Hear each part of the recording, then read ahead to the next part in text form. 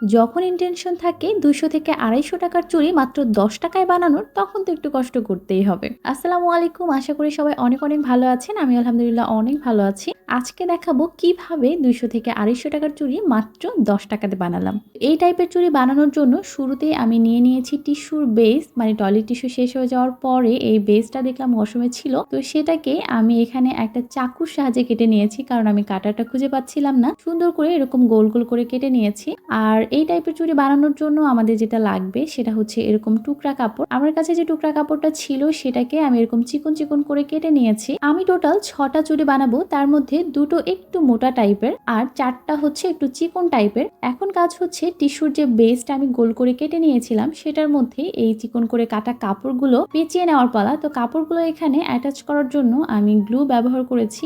আর এখানে যে গ্লুটা ব্যবহার করেছি সেটা হচ্ছে B6000। এখানে আমি দুটো চুড়িতে কিন্তু এরকম রাউন্ড অবস্থাতেই কাপড়টাকে গ্লুর সাহায্যে আটকে নিয়েছি, আর বাকিগুলোতে আমি একটা সাইড কেটে নিয়েছিলাম। আপনারা চেষ্টা করবেন যে টিস্যুর বেসটা একটা সাইডে কেটে নেওয়ার, যার ফলে কিন্তু টিস্যুর বেসটাকে আপনারা একটু লম্বা করতে পারবেন এবং ইজিলি কাপড়টাকে এখানে গ্লুর সাহায্যে আটকাতে পারবেন। তো টিস্যুর বেসের একটা সাইড কেটে কাপড় অ্যাটাচ করাটা আমার কাছে বেশি সহজ মনে হয়েছে আর কি। তো কাপড় পেঁচানো শেষ, এখন পালা হচ্ছে এই কাপড়ের উপরে খুব সুন্দর করে এভাবে ডট ডট করে দেওয়া। এখানে আমি যে রংটা ব্যবহার করেছি সেটা হচ্ছে ফেভিক্রাইল অ্যাক্রাইলিক কালার। এটা কিন্তু রেডি রং, সেটা দিয়ে আমি এভাবে ডট ডট করে দিয়েছি যাতে করে কিছুটা কাঁথা স্টিচের মতো মনে হয়। আর এখন যে স্টোনগুলো ছিল সেই স্টোনগুলোকে আমি গ্লুর সাহায্যে এখানে অ্যাটাচ করে দিচ্ছি, এতে করে কিন্তু এর লুকটা আরো বেশি গর্জিয়াস হবে। এখানে আমি দুই ধরনের স্টোন ব্যবহার করেছি, একটা একটু লম্বাটে টাইপের এবং গোল্ডেন কালার, আর একটা হচ্ছে রাউন্ড হোয়াইট কালার। তো এই টাইপের চুড়িগুলো আমি দেখেছিলাম আমার ননদের হাতে। তো ও ৩টা চুড়ি কিনেছিল মেবি ২৩০ টাকা দিয়ে,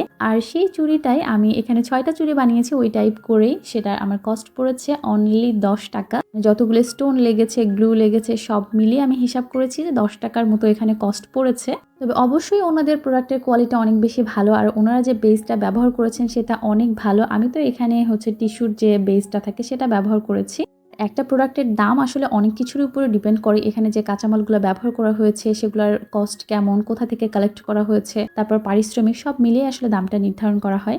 আর আমি যে চুড়িটা বানিয়েছি সেই চুড়ির বেসটা কিন্তু একদমই নরমাল। তবে ও যেহেতু এটা অকেশনালি পরবে তাই আল্লাহর রহমতে কোনো সমস্যা হবে না, বেশ কয়েকবার পরতে পারবে। আর মাশাআল্লাহ এগুলো কিন্তু দূর থেকে দেখতে একদম ওইরকম চুড়ির মতোই লাগবে। তো ১০ টাকায় বানানো আমার চুড়িগুলো কেমন লাগলো সেটা অবশ্যই জানাবেন। সবাই ভালো থাকবেন। আল্লাহ হাফেজ।